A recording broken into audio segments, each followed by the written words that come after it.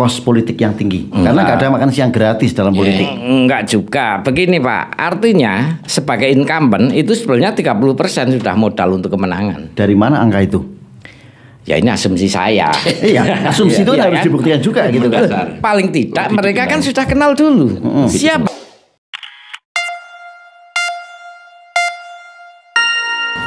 Assalamualaikum warahmatullahi wabarakatuh. Iya, halo Sobat Citra dan Sobat Purnama Sidi dimanapun berada, ketemu lagi. Tapi nggak lagi sih, ini pertama kali first time ya. Betul banget ya, ketemu bareng dia. Dan juga Ricky Wibisana. Yang hari ini ya ada satu spesial talk show ya. Yang sangat spesial ya, karena narsumnya juga spesial juga. Benar banget. Karena pada kesempatan kali ini kita jumpa di acara yang sangat spesial, yaitu Lintas Topik. Lintas Topik ini Ricky baru aja denger nih Lintas Topik ini baru pertama kali kayaknya di Citra FM dan Purnama Sidi. Iya benar banget ya. Dan program ini merupakan juga kolaborasi di Radio Citra FM dan juga Radio Purnama Sidi Wonosobo. Ini jarang-jarang banget loh Purnama Sidi dan Citra FM berkolaborasi. Benar banget ya. Dan tentunya pada kesempatan kali ini kita akan ngobrol banyak terkait dengan Lintas Topik. Lintas Topik. Jadi ini bakal ada topik-topik yang spesial dong dia. Benar banget gitu. Jadi nggak hanya satu topik, tapi kita punya banyak topik yang sudah siap bakal kita bahas. Bakal gitu seru banget pastinya ya. Dan ini bakal hadir seminggu sekali atau bahkan lebih ya. Iya benar banget ya. Insya Allah kita akan hadirnya di 1 minggu sekali. Jika memang dibutuhkan kita akan lebih dari 1 minggu sekali ya. Jadi terus pantengin nih buat Sobat Citra sama Sobat Purnama Sidi sama channel ini ya tadi ya.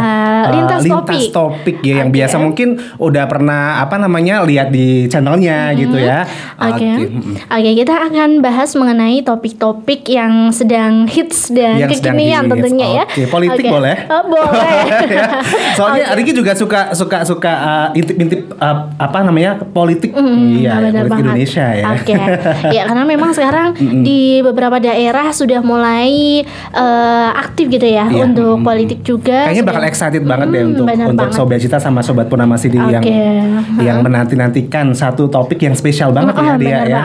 Iya, tidak hanya lintas topiknya aja yang spesial, tapi juga kita akan menghadirkan narasumber-narasumber kita yang juga sangat spesial. Hari ini udah ada nih. Benar, udah ada. Berapa orang nih dia? Sudah ada 2 narasumber kita. Pengen kenalan nih ya. Iya benar banget. Yang pada kesempatan kali ini sudah hadir di tengah-tengah dia dan juga Ricky. Ya bersama dengan Bapak Manito Amin dan juga bersama Bapak Setiawan. Iya. Oke, apa kabar Bapak? Alhamdulillah baik. Ini sumringah sekali nih Bapak. Kelihatan dari wajahnya dan auranya. Auranya lebih muda gitu ya kalau di FM ya. Oke, spesialnya pada kesempatan kali ini dia dan juga Ricky bersama Bapak Manito Amin dan juga Bapak Setiawan, kita akan bahas mengenai topik yang luar biasa dan tentunya topik ini insya Allah akan membawa manfaat juga bagi kita gitu. Nggak sebarang omon-omon aja gitu ya. Omon-omon gitu. Benar. Tapi di sini kita juga bakal mengupas terkait juga topik-topik yang memang harus diketahui publik tersebut. Hari ini kalau boleh tahu topiknya tentang apa sih dia? Oke, kalau tentang apa setelah ini kita masih ada moderator dan juga host juga. Siapa nih moderatornya ya? Ternyata bukan Ricky dan bukan Denga ya. Ini bakal lebih spesial lagi moderatornya ya. Benar banget ya. Dan tentunya di acara Lintas Topik kita tidak hanya mendatangkan narasumber aja, tapi juga host yang memang sudah ada di bidangnya. Sudah melanglang buana kemana-mana. Lagi naik daun juga nggak? Naik daun sama batangnya juga kan? Naik batang ya kalau ini ya bukan sekedar daun ya, ya. Bener. Sebatang-batangnya gitu. Ya senang sekali buat sahabat Purnama Sidi dan juga buat Sobat Citra. Dan setelah ini kita masih akan bincang-bincang selama kurang lebih 1 jam ke depan terkait dengan lintas topik aja yang mau kita bahas. Dan acara ini selanjutnya akan kita serahkan ke Mas Ida Agus. Mas Ida Agus. Kita sih hello dulu ke Mas Ida Agus, mungkin bisa lewat udah aja. Udah terkenal banget ini mah ya kan. Siapa yang nggak tahu Mas Agus ya kan. Dan bersama dengan Mas Ida Agus sudah ada bareng kita. Tapi Dea dan juga Ricky akan pamit undur diri ya. Sebagai pembuka, nanti untuk di akhir kita bakal muncul lagi. Siap. Monggo Mas Ida Agus untuk acara ini sepenuhnya kita serahkan. Menyerahkan tahta kekuasaan ya. Monggo. Terima kasih ya untuk Sobat Citra dan Sobat Purnama Sidi. Jangan kemana-mana, terus pantengin ini radio. Baik, Sobat Citra dan Purnama Sidi serta channel topik lintas topik. Hari ini merupakan edisi perdana ya. Kita ketemu, kita akan membahas hal-hal yang berkaitan dengan banyak persoalan. Tidak hanya politik, tidak hanya ekonomi, tapi semua hal. Endingnya adalah bagaimana sih kita akan memberikan masukan ke banyak pihak tentang Wonosobo yang lebih baik. Karena bagaimanapun juga Wonosobo lebih baik itu butuh sebuah partisipasi dari semua pihak. Nah, kita langsung aja ya. Hari-hari terakhir ini masyarakat banyak banget fokuskan pemikirannya pada masalah pilkada. Setelah kita jeda cukup lama ya, di Februari kemarin kita sudah berkontestasi dengan pilihan legislatif, pilpres, kemudian istirahat cukup lama. Nah sekarang ini mulai lagi pilkada. Pak Gendut dan saya nyebutnya Bapak atau Mas ya? Silahkan. Oke. Apapun boleh. Kalau saya nyebut kakak kayak pramuka aja berarti. Oke, Mas Gendut. Ya. Saya panggil Mas Gendut nggak apa-apa ya? Ya, monggo. Oke, Mas Gendut. Seberapa penting sih sebetulnya masyarakat sekarang kan mulai nih terlibat pembicaraan baik itu di warung kopi, di alun-alun ataupun di setiap ruang publik, mereka sudah mulai membicarakan. Karena kan di 27 November besok ini kita sudah ada hajatan besar memilih calon pengganti dari Pak Afif ya. Ada 2 kandidat. Di situ ada Pak Afif dan selaku incumbent serta Gus Ita selaku penantang. Nah, seberapa urgent sih sebetulnya pilkada ini dilakukan sekarang ini? Sesuai dengan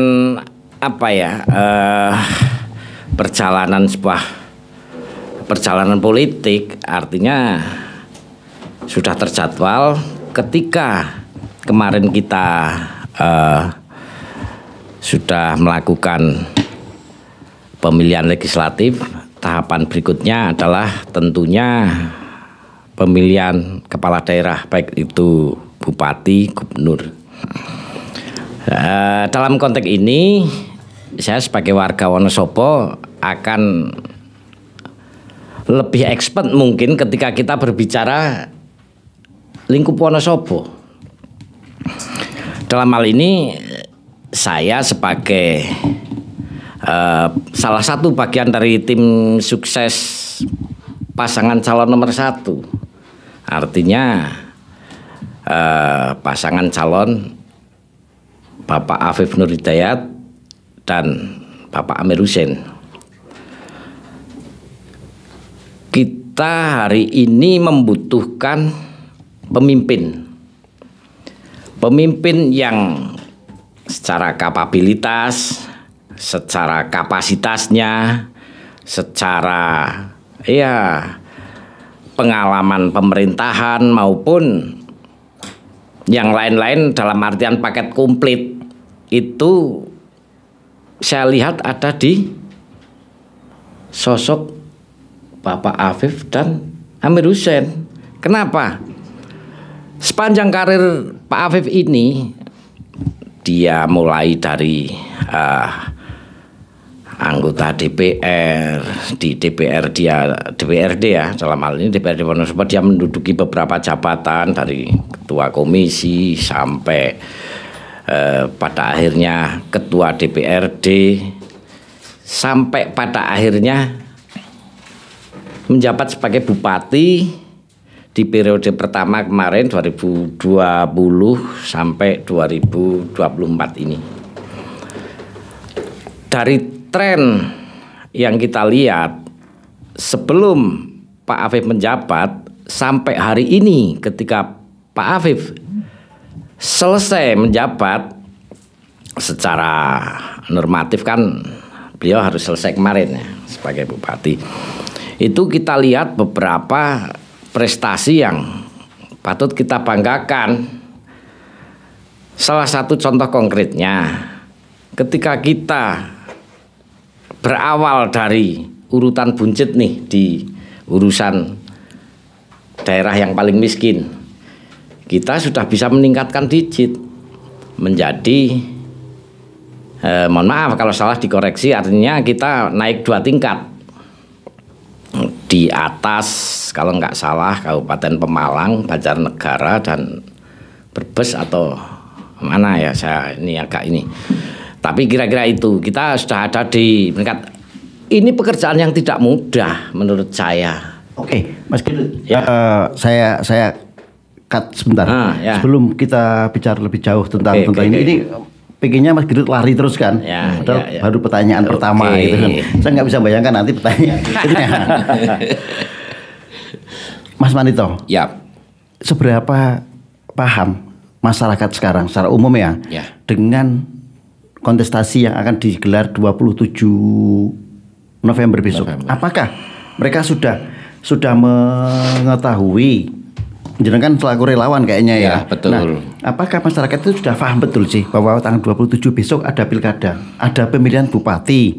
Dulu kan ketika misalnya pas kampanye pilek, Ya. itu waktunya cukup lama. Betul. Sementara ini hanya 75 hari untuk kampanye, mulai dari deklarasi, terus penentuan nomor urut sampai ke nanti masa kampanye hanya 75 hari sampai di 27 November. Ya. Nah, pandangan jenengan selaku relawan seperti apa?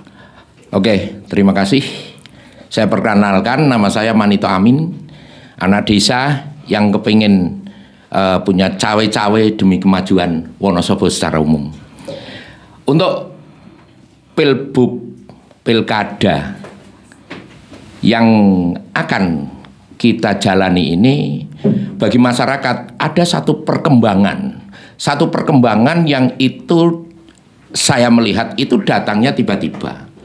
Maksudnya tiba-tiba? Tiba-tiba itu begini, ada satu perubahan yang menyolok antara keadaan, termasuk kultur politik di dalam masyarakat itu sendiri. Dengan berjalannya waktu dari pileg ke pilkada ini, suatu perkembangan yang luar biasa saya melihat di lapangan seperti itu. Yang notabene seperti itulah ya pileg. Kita semuanya melihat, kita semuanya membuktikan gitu. Tetapi yang pilkada ini nuansanya itu lain. Nuansanya lain. Kayaknya ini bertambah cerdas ini warga masyarakat pemilih dalam pilkada nanti gitu. Jadi ketika pilkada ini berjalan, insya Allah lebih jelas, lebih tepat bagi masyarakat di dalam memilih jagoannya, memilih idolanya, sehingga di sini sudah terlihat siapa yang akan lebih pantas menduduki kontestasi ini sebagai pemenang. Oke, artinya greget di masyarakat berkaitan dengan pilkada ini sudah mulai terlihat. Oh iya, jelas itu, jelas. Alasan Anda apa? Bisa mengatakan bahwa masyarakat sudah mulai greget nih? Ya, lantaran apa yang sudah diperbuat dari paslon masing-masing ini, dua paslon yang lagi bercokol, berkompetisi, itu sudah terlihat di mana sebagaimana tadi yang sudah disampaikan sahabatku, integritas, kapabilitas maupun kredibilitas, sehingga masyarakat sudah tidak terlalu butuh tentang sosialisasi, tetapi masyarakat perubahan menuju sebuah cerdas untuk Wonosobo lebih maju, Wonosobo lebih hebat, itu luar biasa. Sehingga boleh dikatakan ada satu perjalanan politik yang mandiri, yang itu karena beliau masyarakat itu si pemilih, calon pemilih di dalam pilkada ini ada satu gisi yang secara spiritual gitu. Bagaimana aku memilih yang tidak akan salah dalam pilihanku. Seperti itu. Kata kuncinya di situ ada apa? Gizi ya. Aku suka sekali istilah itu ya. Iya. Nah, biasanya kalau gizi berkaitan dengan amunisi dan lain-lain. Iya. Tapi kita tidak akan menyinggung itu. Iya. Gini, Mas, masyarakat memang nggak butuh mungkin hal-hal janji-janji seperti itu. Tapi mereka kan juga membutuhkan sebuah pemahaman tentang siapa sih calon yang akan mewakili mereka selama 5 tahun ke depan. Iya. Kebetulan hari ini ada incumbent Mas Afif yang menjadi pasangan dari Pak Susen ya. Kemudian ada di pihak lawan ada Pak Gus Hitap ya, bersama dengan sama Mas Sidki. Nah, sebetulnya apa sih yang menjadi dasar dari warga ataupun masyarakat? Kenapa sih saya harus milih? Pertama itu calon pemimpin seperti apa yang bisa dijadikan rujukan bahwa saya nanti di TPS akan milih Afif, saya akan milih Gus Itap. Nah ini sebetulnya apa nih? Ya,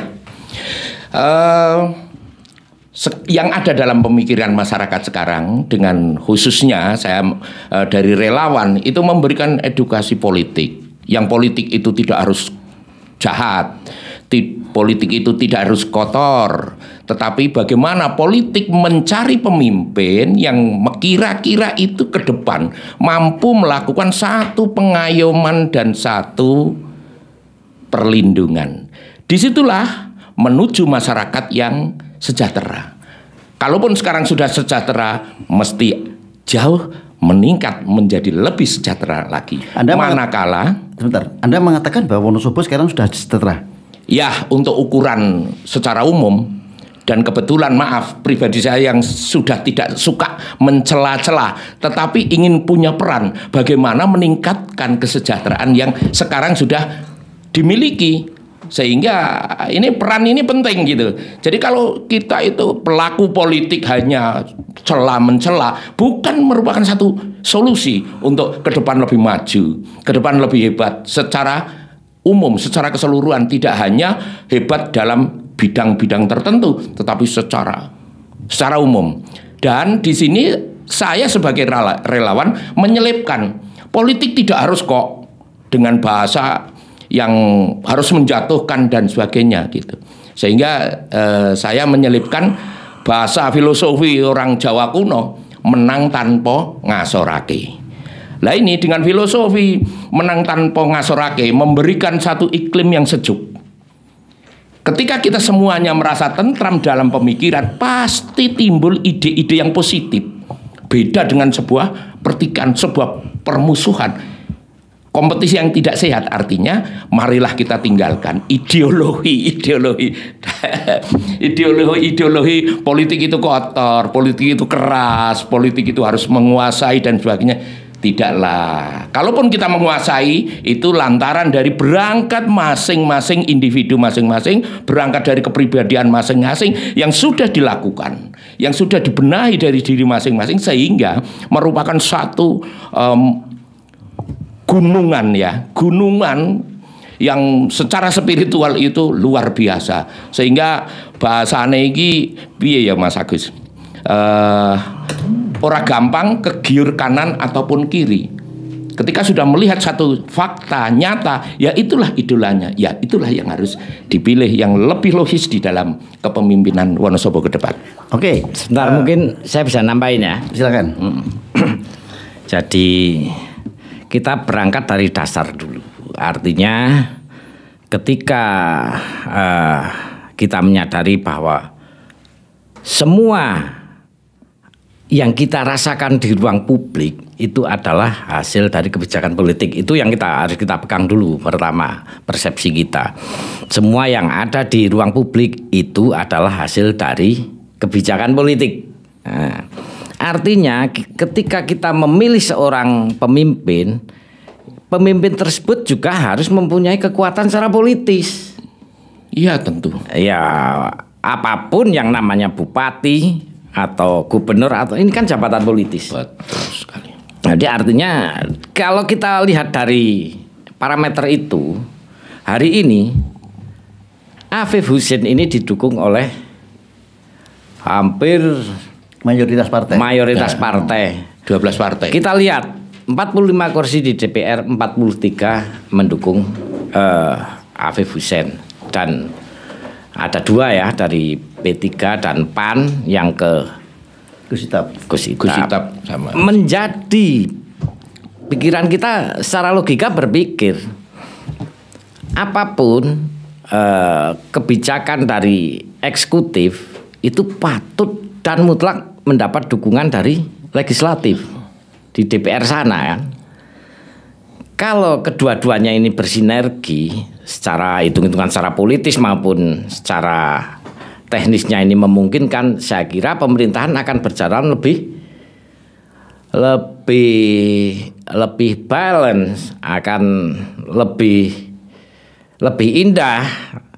antara legislatif dan eksekutifnya ini akan selaras. Ya, itu yang kita harapkan. Ini akan berimplikasi pada kebijakan-kebijakan yang harus dieksekusi oleh bupati maupun wakil bupati ini menjadi lebih ringan.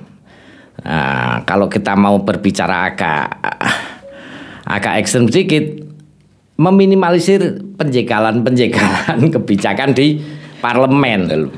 Oke, Mas, seperti itu.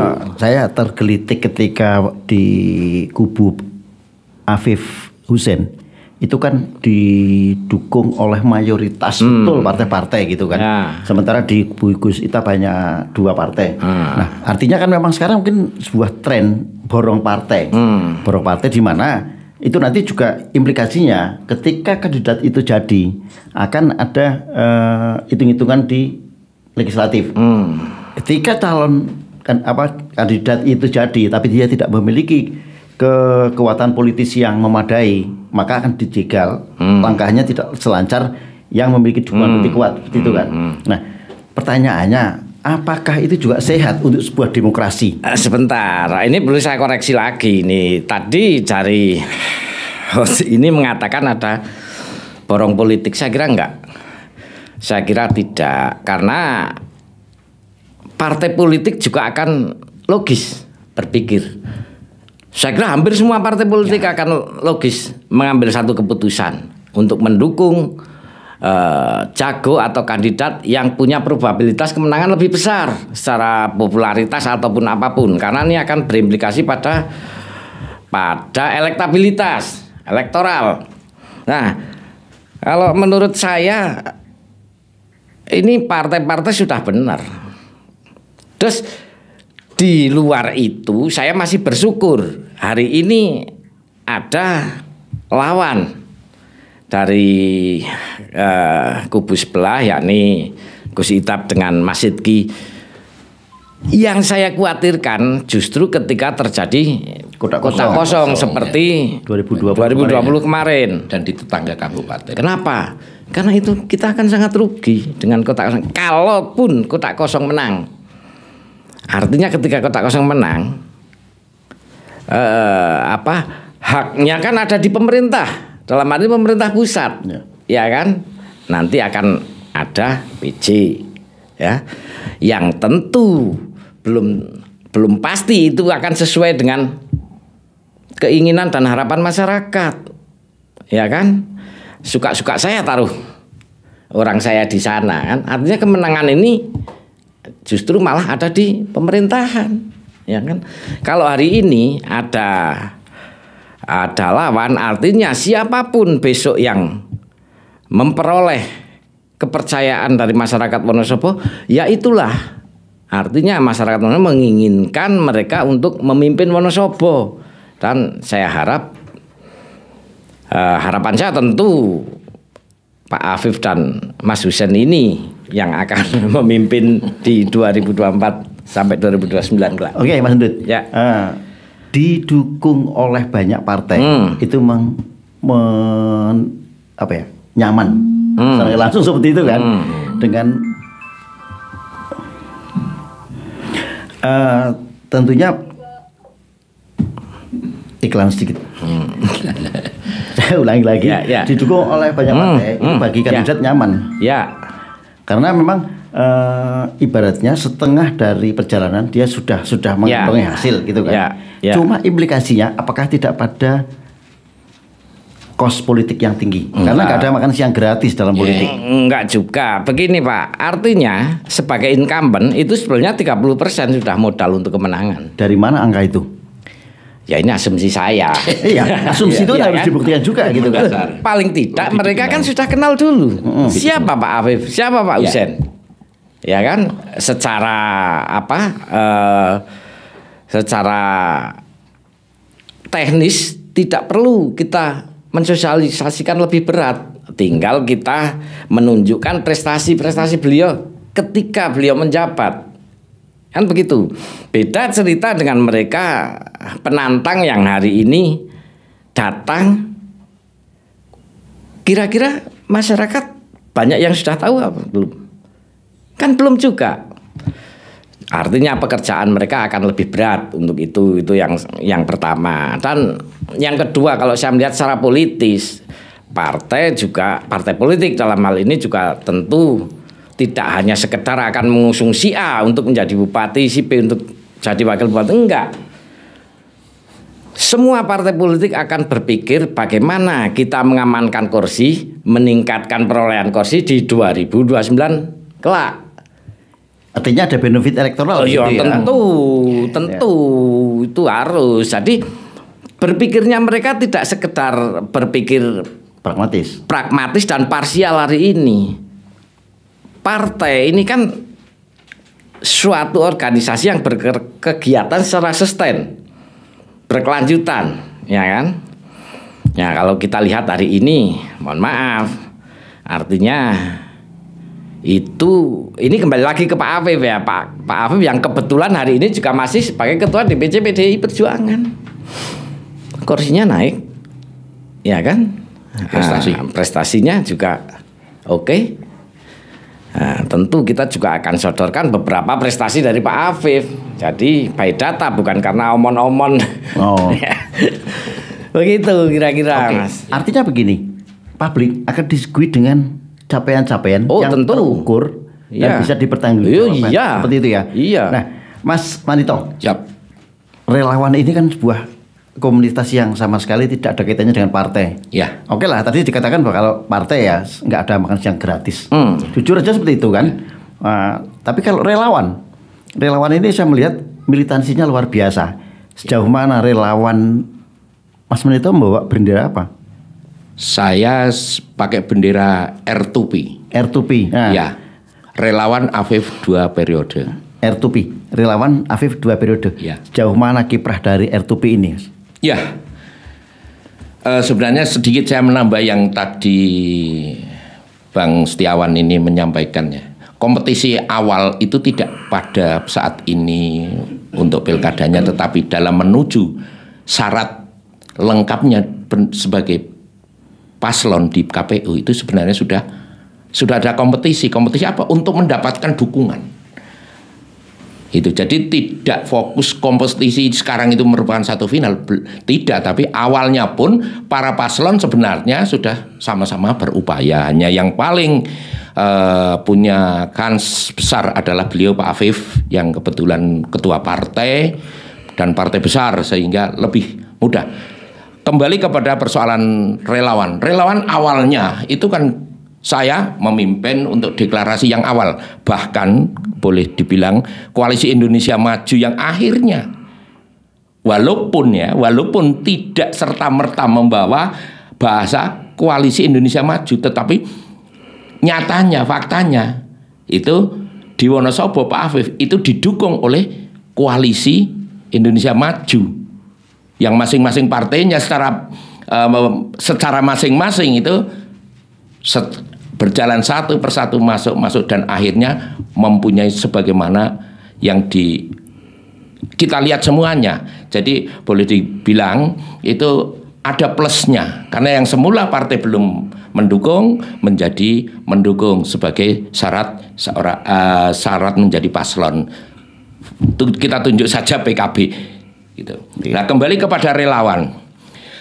Relawan itu sebenarnya kalau dikatakan orang relawan itu kan orang buangan yang tidak jelas identitas partainya dan sebagainya. Enggak juga kok. Di antara relawan kita itu banyak kok yang konstituen partai. Konstituen partai itu kan tidak harus menampakkan dirinya sebagai pengurus dan sebagainya, tidak. Kita multi, dan dalam pergerakan relawan itu tidak ada identitas partai satupun. Sehingga kalau di antara kami relawan dalam satu grup relawan kemudian ada yang kepingin membelokkan, dan itu sudah kami antisipasi. Kalau kita bicara relawan, ini teknik ke dalamnya. Kemudian teknik keluar untuk sebuah dukungan, pahamlah kita. Relawan karena jagoan kita itu dari ketua umum PDIP di Wonosobo, sehingga pangsa pasar kita itu lebih kepada yang tidak konstituen PDIP. Artinya relawan itu mengolah ceruk yang belum terbentuk gitu ya. Betul sekali. Lah kebetulan R2P itu punya ikon yaitu audio. Apa tuh Mas? Sistem unggulan kampanye kita nanti itu pakai audio. Yang itu kemarin Pilpres itu ternyata saya lihat itu menjadi magnet yang luar biasa untuk menyerap, menarik Gen Z maupun Gen 0 yang konon itu ada 56 pemilih aktif. Artinya pemilih aktif itu pemilih yang susah untuk keliru lah. Jadi niat di dalam dirinya bisa diwujudkan di dalam pemilihannya di bilik. Beda dengan pemilih beliau-beliau yang sudah cukup usia dan sebagainya. Maksudnya hati, iya, tapi kadang membuka surat suara saja belum selesai sudah ditoplos melihat gambar. Ini kan jadi sia-sia, artinya tidak lolos dalam pemilihan yang sah. Oke. Ya. Nah, relawan tadi saya katakan bahwa jenengan mengatakan bahwa relawan itu juga banyak yang menjadi konstituen partai. Ya. Tapi tidak masuk dalam struktural partai dan lebih nyaman dengan kayak mungkin Mas Manito juga ya. Seperti itu ada keberpihakan dengan partai seperti itu. Ya. Mas, untuk gerakan itu kan butuh operasional. Dari mana relawan itu menghimpun dana? Atau mungkin ada kucuran dana dari kandidat? Nah, ini yang perlu diluruskan gitu. Kembali ke persoalan yang mendasar, namanya aja relawan. Kalau berpikir operasional dan sebagainya, ya jangan ngomong relawan lah gitu. Adapun kelompok relawan kok ada yang mau menyponsori dan sebagainya seperti yang sudah pada didapat, ada memang, kita tidak memungkiri, tapi itu internal di dalam relawan itu sendiri, jadi anggota yang bantingan dan sebagainya dan sebagainya. Yang jelas adalah kepingin ikut eksis di dalam pemenangan, eksis di dalam memilih pemimpin yang proporsional gitu. Jadi kalau dikatakan pemimpin yang top, standarnya apa kan susah kita. Yang jelas yang proporsional aja. Dan kita melihat apa yang sudah diperbuat sebelumnya. Oke. Saya bisa menarik benang merah dari apa yang disampaikan oleh Mas Manito seperti itu ya. Mas Ndut, ya. Persoalan terbesar apa sih sekarang yang dihadapi Wonosobo dan itu bisa menjadi sebuah jualan utama bagi para kandidat, khususnya mungkin karena jenengan ada di kubu incumbent, apa yang itu menjadi sebuah jualan? Iya. Jadi saya kilas balik dulu ke tadi soal borong partai ini masih agak menggelitik bagi saya. Lagi masih ganjel ya? Masih ganjel. Artinya begini, selain hitung-hitungan logiknya tadi, kalaupun sebagai pasangan calon ini membiayai mereka, saya kira juga tidak salah. Mereka sebagai paslon kan butuh saksi, Pak. Ya kan, butuh saksi, butuh ini untuk di TPS nanti, untuk pengawalan suaranya. Emang dari mana biayanya? Jadi jangan dianggap ketika itu terjadi, ya kita realistis aja. Itu terjadi, ini dianggap membeli partai. Saya rasa ini terlalu transaksional dan sangat menghina demokrasi kalau ini yang terjadi. Oke lah, kita ini kembali ke pertanyaan jenengan itu yang dijual. Tentu kita juga mengamati, menyikapi apa yang belakangan ini menjadi trending, sebuah harapan. Rata-rata mereka akan berbicara soal infrastruktur. Sebentar. Rata-rata infrastruktur menjadi jualan utama. Artinya kondisi infrastruktur di Wonosobo ini masih sangat jauh dari yang diharapkan. Sebentar, kita kan menyikapi apa yang mereka ini. Kadang-kadang kita memberi umpan ke mereka apa sih sebetulnya yang mereka inginkan. Dan hari ini paling banyak adalah infrastruktur. Ya. Kita sampaikan di sini adalah jalan. Pak, di sini jalannya kayak gini. Itu banyak banget di video jalan. Tapi kita bisa evaluasi juga. jalan-jalan yang mereka posting itu kemarin bisa kita cek hari ini. Ruas Worawari, ruas banyak-banyak jalan lah sekarang sudah halus. Ya, kita hanya minta bersabar karena semuanya kan berproses ini. Di samping proses penganggaran juga proses teknis. Peralatan yang selesai sana harus geser ke sini, AMP yang untuk menyediakan sana besok untuk menyediakan sini. Artinya ini sangat apa ya, saling berkaitan. Makanya dalam kesempatan ini saya juga akan menyampaikan bahwa ya karena satu dan lain hal tergantung teknis dan yang lainnya kita bersabar, tapi kita yakin semuanya sudah kita anggarkan dan yang lain sedang berjalan, kita tidak pernah berhenti. Ini semua sedang berjalan untuk ruas-ruas jalan daerah. Oke, nampaknya dari pilkada satu pilkada ke yang lain, persoalan infrastruktur itu memang menjadi jualan ya, baik itu bagi incumbent atau bagi penantang. Iya. Nah, seberapa besar sih sebetulnya anggaran? Nah, kita bicara nih, karena tadi jenengan bicara bahwa ini prestasinya Afif selama 4 tahun memimpin Wonosobo. Efektif 2,5 tahun ya, karena COVID. Ya, kemarin COVID ya. Oke. Nah, seberapa besar sih anggaran yang dialokasikan untuk infrastruktur jalan ini? Kalau kita melihat postur APBD kita ya sebetulnya untuk hal ini sangat kecil sekali. Berapa kecilnya? Ya sekitar 200-an. 200 miliar? Kurang dari 400 lainnya. Ya. Sementara ada hampir 500 sekian kilometer jalan daerah yang harus kita selesaikan, kita rawat. Artinya kalau dengan luas jarak 500 kilometer butuh berapa sih? Untuk teknisnya itu saya tidak berkompeten, Pak. Tentunya nanti akan kita bicarakan dengan Kepala Dinas PUPR. Tapi dalam hal ini saya pastikan semua sedang dalam on progress. Baik itu dalam progres pengerjaan, progres perencanaan ataupun penganggaran.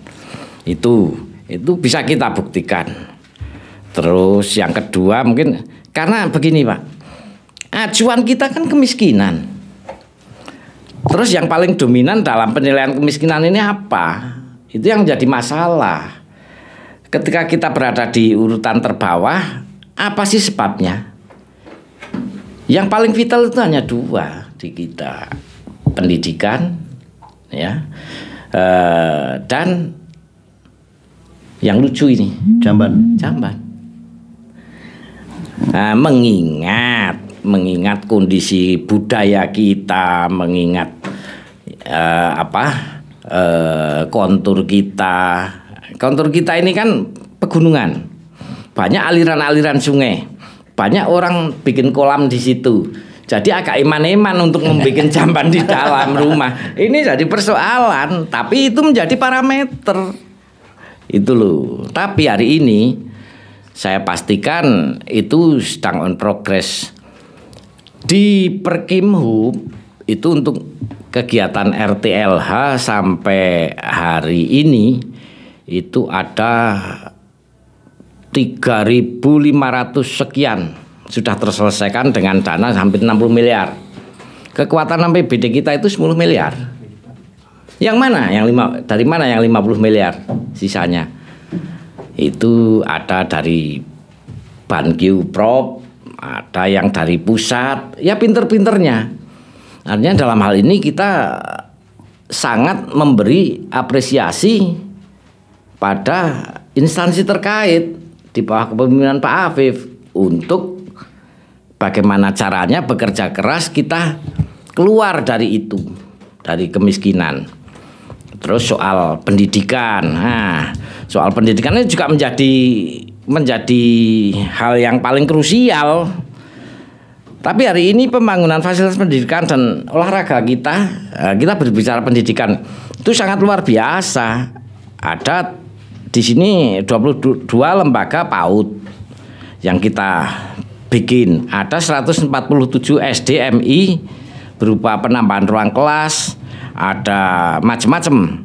Ada 78 SMP MTS dan ada 76 TPQ Madin Ponpes. Itu selama pemerintahannya Pak Afif.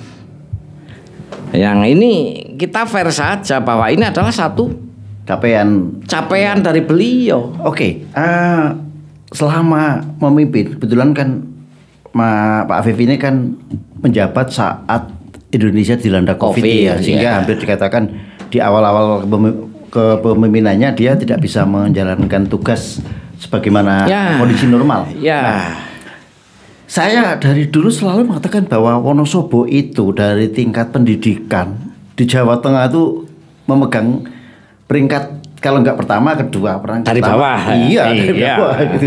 Padahal ya Wonosobo sih pinter-pinter banyak juga kan. Tapi kita bicara secara umum. Hal apa sih yang menghambat? Kenapa? Tadi jenengan mengatakan bahwa capaian pendidikan secara fisik seperti itu. Nah, sekarang bagaimana capaian secara akademik? Ya, kenapa tingkat pendidikan kita belum meningkat juga gitu kan? Ini kan tantangan dari incumbent, Mas. Bukan tidak meningkat, artinya ketika kita sudah peringkatnya sudah naik secara statistik untuk mereka melek huruf, untuk mereka bisa menyelesaikan pendidikan minimal wajib belajar ya 9 tahun, ini sudah ada peningkatan. Karena faktor itu juga yang menentukan kita keluar dari kemiskinan. Kan seperti itu. Ada banyak kita sudah mengeluarkan dana dari APBD ya untuk dialokasikan ke pengembangan sumber daya. Dalam hal ini bantuan pendidikan, bantuan ini itu dan sebagainya. Pendidikan dalam hal ini termasuk ke pondok pesantren. Ya, itu yang sudah juga kita anggap satu lembaga pendidikan. Artinya suka tidak suka kita harus fair bahwa ini adalah capaian luar biasa. 2 digit naik itu tidak mudah seperti yang jenengan tadi katakan. Dalam kepemimpinan yang hanya sekitar 3 tahun setengah ini, berapa lama kita diajar COVID yang semua sektor akan stuck di situ, semua dana berhenti di situ untuk direfocusing. Ya kan, kita masih bisa beranjak 2 level. Itu capaian yang luar biasa. Betul. Oke, saya semakin tertarik sebetulnya dengan materi-materi yang disampaikan oleh Mas Gendut maupun Mas Manito. Jadi seperti ini, Afif memimpin tidak utuh selama 5 tahun. 5 tahun ya. Betul kan? Ya. Hanya sekian, sekarang berapa? 3,5 tahun. Efektifnya 2. Apalagi ketika COVID. Anggaran refocusing seperti itu. Nah, cuma di tengah keterbatasan itu, apa yang disampaikan oleh Mas Gendut tadi kan, beliau berusaha untuk memberikan yang terbaik bagi Wonosobo kan, terutama infrastruktur maupun bidang-bidang yang lain gitu kan. Nah, sayangnya waktu sudah terbatas nih Mas, iya kan? Waktu sudah dada gitu kan. Next time ya kita bicara lagi, tapi setidaknya ini menjadi awalan untuk memberikan edukasi bagi publik bahwa jangan deh kita alergi dengan politik, jangan deh kita antipati dengan kegiatan politik. Karena apa? Kehidupan kita diatur oleh produk-produk politik. Betul. Nah, kalau kita alergi, kita menjaga jarak dengan politik, nanti yang muncul adalah pemimpin-pemimpin yang justru merugikan bagi kita gitu kan. Ketika orang baik kok tidak peduli dengan politik, maka politik akan diisi orang-orang jahat. Ya, dan saya yakin 2 orang yang di depan saya ini orang-orang baik semua gitu. Tapi Insya Allah. Oke, terima kasih Mas Gendut dan Mas Manito ya untuk kehadiran di hari ini. Semoga bincang-bincang kita bisa memberikan manfaat untuk publik dan jangan sungkan kalau mungkin suatu saat kita undang lagi. Siap. Karena masih banyak hal yang harus kita kulik gitu kan. Ini baru kulitnya aja. Iya, ini baru yang lebih tajam lagi nanti. Kulit aja baru kulit ari kan. Kulit ari. Oke, makasih dan waktu selanjutnya saya berikan ke Mbak Dea dan Mas Ricky gitu kan. Ya, Sobat Citra dan Sobat Purnama Sidi ya. Waduh, nih kita balik lagi nih Dea. Ya, terima kasih. Gitu aja kali ya. Terima kita dan terima kasih juga untuk pendengar radio Cinta FM dan juga radio Purnama City dimanapun Anda berada. Dan juga untuk pemirsa channel YouTube. Oh iya, di Citra FM dan Purnama City juga ada ya di YouTube dan Instagram ya. Oke. Dan selalu nantikan informasi YouTube show kami dan selalu ikuti dan kami mohon pamit undur diri pada kesempatan kali ini. Diakhiri dan juga kita bersama-sama. Jadi kita mohon pamit. Wassalamualaikum warahmatullahi wabarakatuh. Waalaikumsalam warahmatullahi wabarakatuh.